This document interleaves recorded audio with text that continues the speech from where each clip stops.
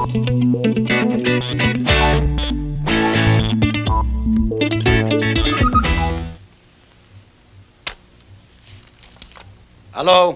Tol, baka mabura yung binabasa mo.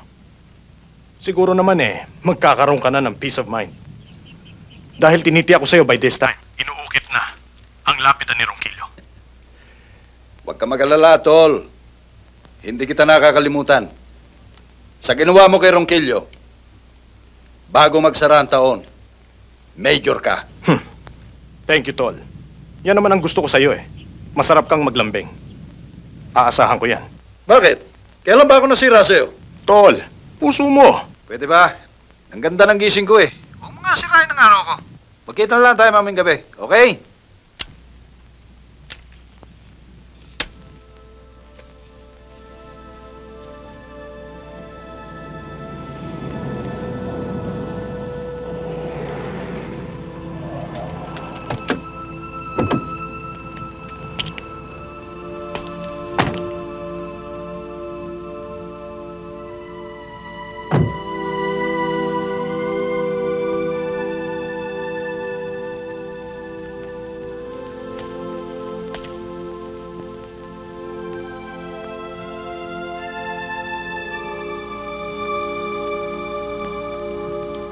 Mahigit 1 linggo pa lang nawawala si pare. Pakiramdam ko, para akong nabali ng isang pakpak.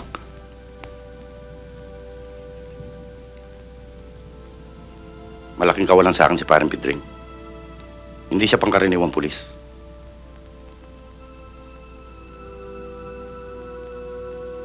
Adan, napakagaling na tao ang tatay mo.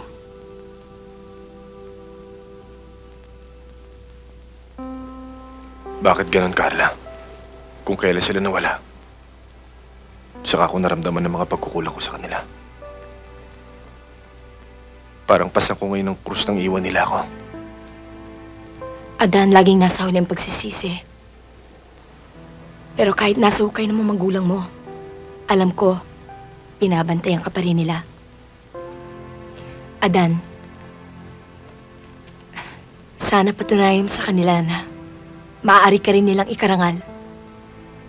Itama mong muli. Uli na, Carla. Namatay si Itay. Na may marka akong rehas. Paano niya ako ikararangal? Itinuring niya akong pinakamasamang anak dito sa Tondo.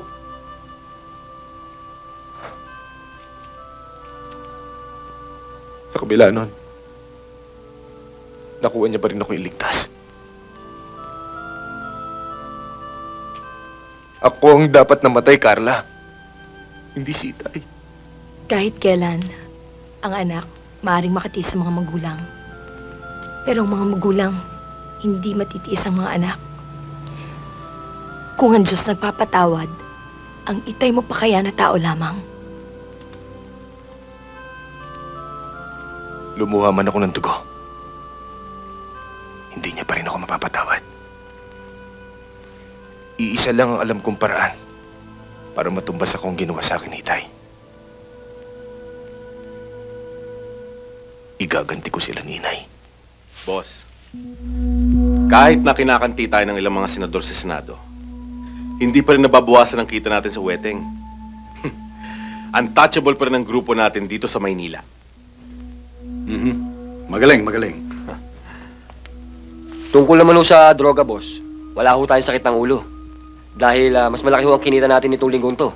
Kaya sa hulong nakaraan. Okay, good. Okay na rin ho tayo sa pera at sa naiya. At wala na rin ho tayong problema sa mga tiga-arastre. Sa laki ho ng perang itinatapal natin sa kanilang mga mata, bulag na rin sila at walang nakikita sa ating mga palusot. Magaling. Yan ang gusto ko sa inyo. Lagi kayong okay. Walang bulilyaso. Tol, para kang pumapalo sa kabayo, pero lumalatay sa kalabaw. Alam ko akong pinaparinggan mo Kuya, hindi ba inayos ko na yung kapalpakan ng mga bata ko?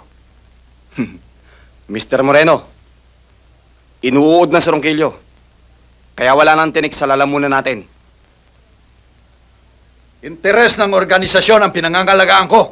Nalalaman yung lahat yan. Kaya ayokong nasisilipan tayo ng butas.